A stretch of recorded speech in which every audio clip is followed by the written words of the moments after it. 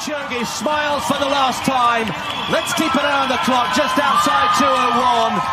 Eliud Kipchoge is a history maker in Berlin. Karibu msikilizaji, nikusimulie kisa cha mwanariadha ambaye ameweza kuvuka mipaka ya binadamu na kuonyesha ulimwengu kwamba hakuna kisichowezekana.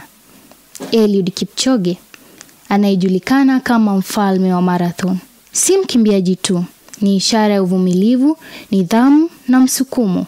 Jiunge nami katika simulizi hii ya mwanariadha pekee Eliud Kipchoge. Eliud Kipchoge smiles for the last time. Eliud Kipchoge alizaliwa Novemba tarehe 5 mwaka 1984 katika kijiji tulivu Kapsiswa, kaunti ya Nandi nchini Kenya. Eliud Kipchoge alikulia katika mazingira ya unyenyekevu. Alilelewa na mama yake ambaye ni mwalimu, amani ya kazi ngumu.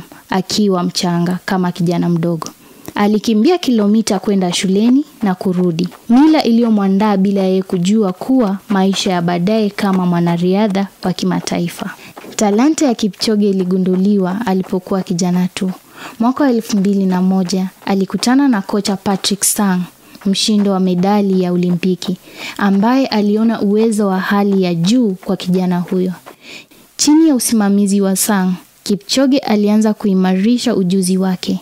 Kufikia mwaka wa 2003, akiwa na umri wa miaka 18 pekee, alikuwa bingwa wa dunia katika mbio za mita 5,000 kwenye mashindano ya dunia huko Paris. Lakini ukuu wa kweli wa Eliud ulikuwa bado haujatimia. Mwaka wa 2013 alihamia kwenye mbio za marathon, uamuzi ambao ungebadilisha maisha yake na ulimwengu wa riadha. Katika miaka 10 iliyofuata, Kipchoge alitawala kwenye mbio za marathon, akishinda mbio kubwa huko London, Berlin na Chicago. Alishinda medali za dhahabu za Olimpiki huko Rio mwaka 2016 na Tokyo mwaka 2020 na kudhibitisha urithi wake kama mmoja wa wakimbiaji bora zaidi wa wakati wote. Mafanikio yake makubwa yalikuja mwaka 2019 wakati wa ushindani wa Ineos huko Vieira. The scientists in the whole world are saying the first human being to run 2 hours or under 2 hours will be in the year 2075. The Olympic champion is the world record holder. He breaks the world record by an astonishing margin. But I have proved them wrong.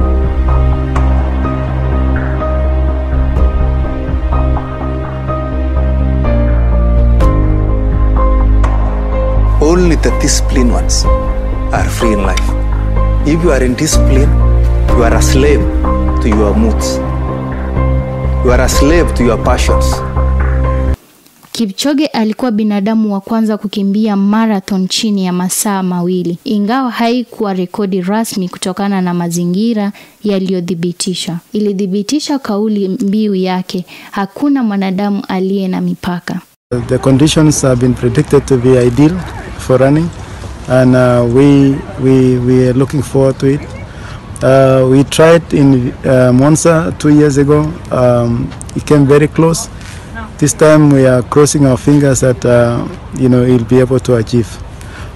We want to also, in behalf of the team around Eliud, to thank all the Kenyans from the head of state all the way to the common mwananchi for coming on board to support Eliud all the way, and we are hopeful that things will happen. Eliud has been here resting mostly, and looking forward to the event tomorrow.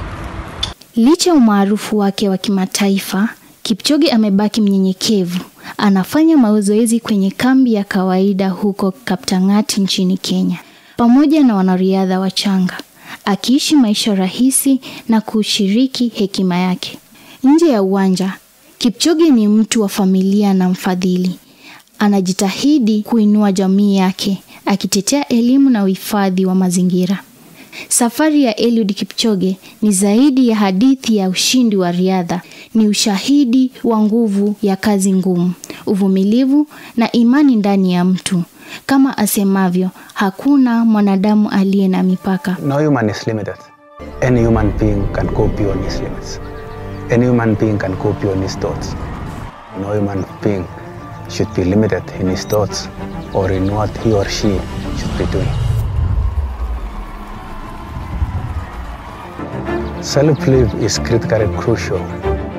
Totally believe in myself, believe in my teammates, believe in my team. And that's what pushes me beyond the body. The last bend in the second, and you'll see the finish line ahead of him. Look at the crowds here. Eliud Kipchoge.